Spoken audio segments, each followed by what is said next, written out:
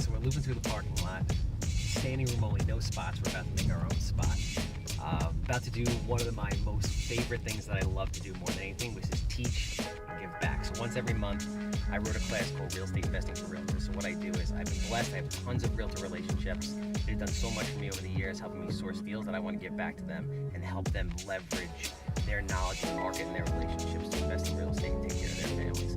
So I give back once a month. I do a 3.75-hour CE class, so they get credit for their continuing education, and I teach them exactly how to invest in rental properties and how to lend money and how to passively invest in real estate to build long-term generational wealth while not taking away from their core business, which is what they do every day, which is sell real estate. All right, so let's go in. Standing room only. It's going to be a barn burner.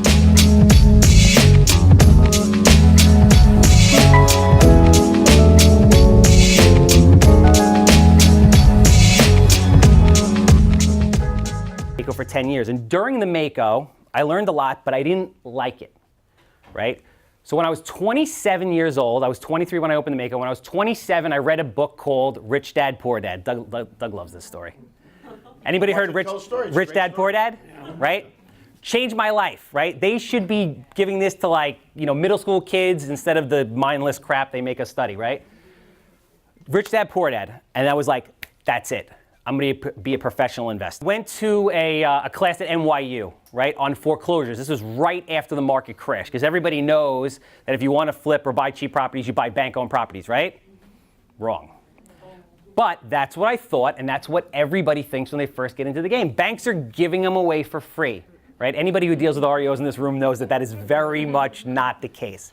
I, who is a chiropractor, who is an investor, and I'm like all excited, I'm gonna sit down with him, I'm gonna talk to him, he's gonna tell me what I need to know, right? And he's like, kid, you're nuts. You can't do it. The world is falling apart. This is not what you wanna do. Everybody told me I couldn't do it, right? And then I looked and I looked and I looked, and it took me a year to find a house once I had 3 years of education, right? It took me a year to find a house. So I bring it to him, because I didn't have any money, right? I bring it to him and I'm like, I'm gonna buy it for this, I'm gonna renovate it for that, and I'm gonna sell it for this. And he said, kid, you're nuts. You can't buy it for that, you can't renovate for that, and you can't sell it for that, right? So I begged, borrowed, and stole, and I got the money, and I did it. And what do you think happened?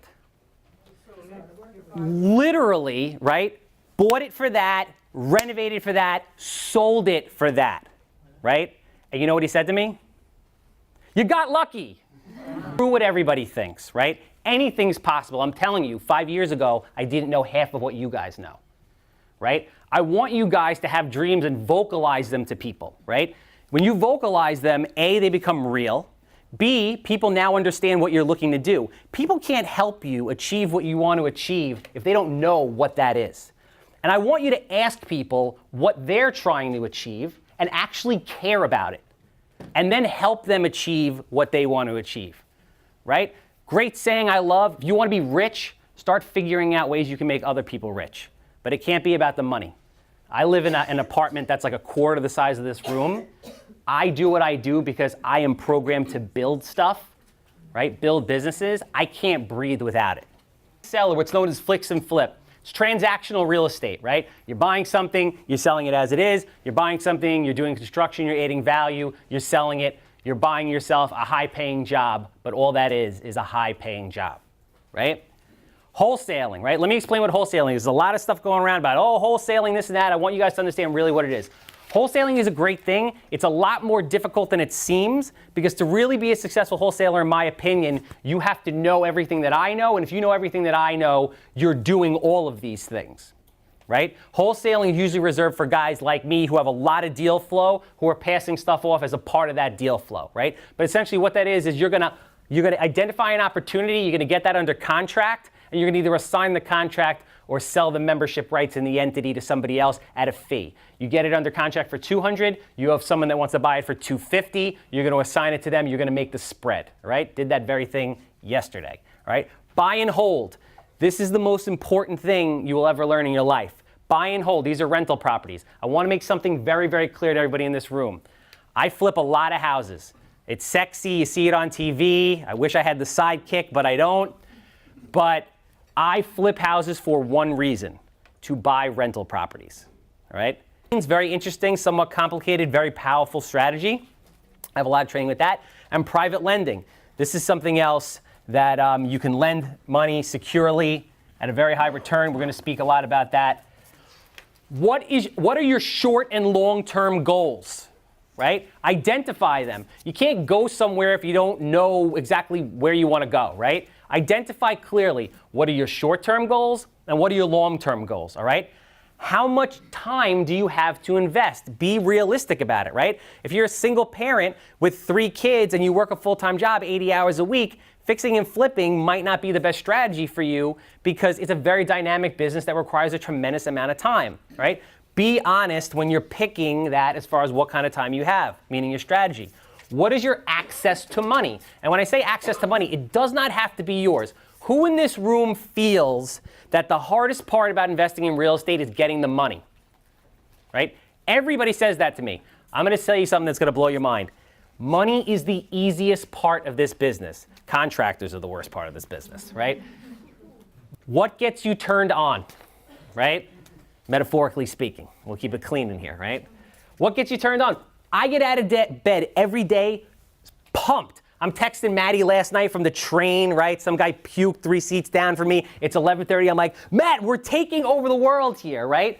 What gets you excited to get up every day? I get up every day and I love my life. If you get up every day and you don't love your life, you got to make a change today, right? Guys, as real estate professionals, leverage your relationships, leverage all your education, your market knowledge, but without taking time away from what you do every day.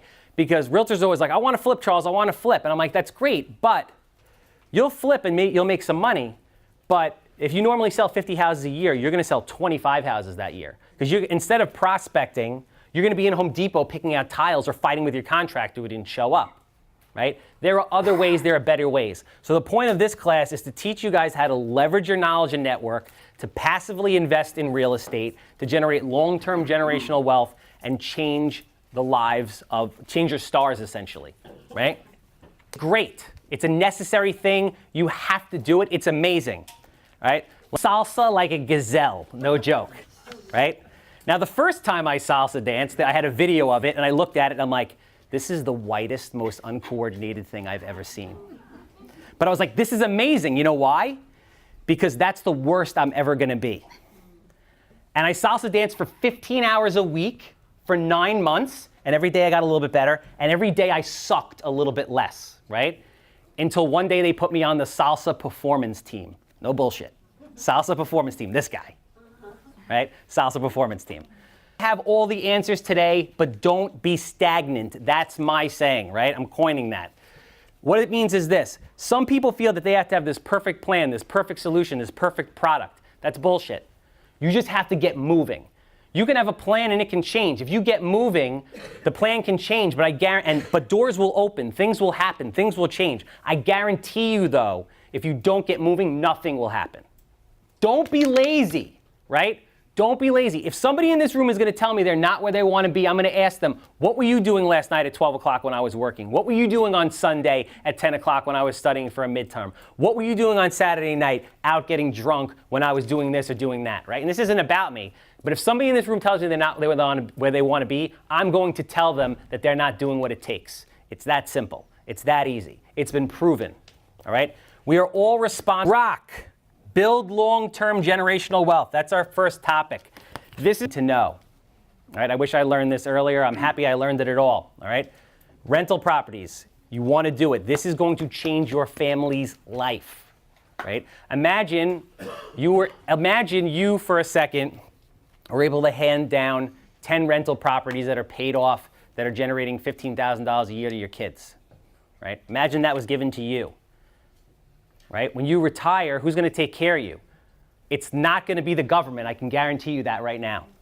Right? He has a coaching program. He charges for that, but whatever he charges is nothing in the grand scheme of things. Talk to him, pay him, spend the time. It's going to take you at least a year of hardcore education before you are ready to do something like this. You have to invest the time. And you know what they do? And they walk away. And like, I don't want to spend that money. And I'm like, let me get this straight. You're willing to spend $300,000 to buy a house, $125,000 to renovate it in the hopes to make money, but you're not willing to spend $5,000 in a year of your life to get to the point where you can get taken care of forever? And that's what everybody has something to teach. Be a mentor to somebody else. If you want to do something great, find a mentor, give them value. Don't be a leech sucking off of them. Help each other. We all have to help each other get up the mountain. Nobody ever did this by themselves. I guarantee you I didn't. Right? But ultimately ruins everything in life. All right? It pays for itself. I don't need to make any money. That's cool. It'll be retirement. People hear that all the time? Right? That's not investing. Investing is when you set up worst case scenario, you set up a baseline scenario, you stress test it against things that could go horribly wrong or things that could go very well, and then it always makes money. If it doesn't generate constant cash flow, it's not an investment. It's that simple, right? It has to make money, and it has to make money relative to the risk, whatever that is, right? So the first part you can take in on an annualized basis. So if I'm renting a property for $1,000 a month, the gross cash flow is $12,000, right? Everybody with me? That's gross cash flow. Vacancy rate. Vacancy rate is it's a percentage, right? And it's market specific and asset specific. So I'll give you an example. If you have a 5% vacancy rate, it means that you would multiply the gross cash flow by 0.5%, which is the percentage of time that a unit is vacant, right? And subtract that number. That gives you effective gross income. Vacancy rate is an expense. Now you might say, oh, I'm buying a property that's fully rented. You always factor in for a vacancy rate. The reason why you factor in for a vacancy rate is nothing is always occupied all the time. Right? Even if you have immediate turnover, there's going to be 2 weeks where it's down. You never know what's going to happen. More importantly, the reason why you factor in for a vacancy rate is because the bank is going to factor in for a vacancy rate when they lend you money, because they know stuff happens. Now, where do you get the vacancy rate from? Vacancy rates are very different depending on what asset class, meaning is it a multifamily class B property? Is it a class A property? Is it industrial? Is it office? Is it medical? It all depends, right? How do you find out what that is? It's in the market. You speak to brokers, you talk to people. There's tons of reports and data that are generated on a quarterly basis to tell you guys what it is. So when you're analyzing a deal, you want to put in the vacancy rate for the area. That's stabilization. So like if the vacancy in office is 10%, in order to get your property stabilized, you're going to have to hit 90% occupancy, right? You have to factor that in. It's also helpful when you're buying properties that are underperforming that you can make a lot of money on, because if you know that the market has a 5% vacancy rate and this particular property is operating at 20%, you know there's room to add value and make money. X factor before, capital expenditure factor, right? What does that mean? That is money that you put aside, and it's a percentage based on big things that are going to go bad in the future. That's not your general maintenance stuff. That is your boiler, your roof, right? Your windows, your siding, etc. So you're going to factor in a percentage of that. Now, the percent. Yes. So a cap rate simply is a multiplier, which is a measurement of risk and return. Okay? There's an equation for this I want you guys to understand. If you're in a 10 cap market, which is a 10% return, if you have a net operating income, if you have, after all your expenses, not including mortgage, you have a property that makes $100,000 a year, and you're in a 10 cap market, that means your building is worth $1 million, right? Because it's whatever your net operating income is, which we're going to discuss in a minute, divided by the cap rate, which in this point is 0.1, is 10%. It's worth $1 million. That also means, I want you to internalize this for a minute.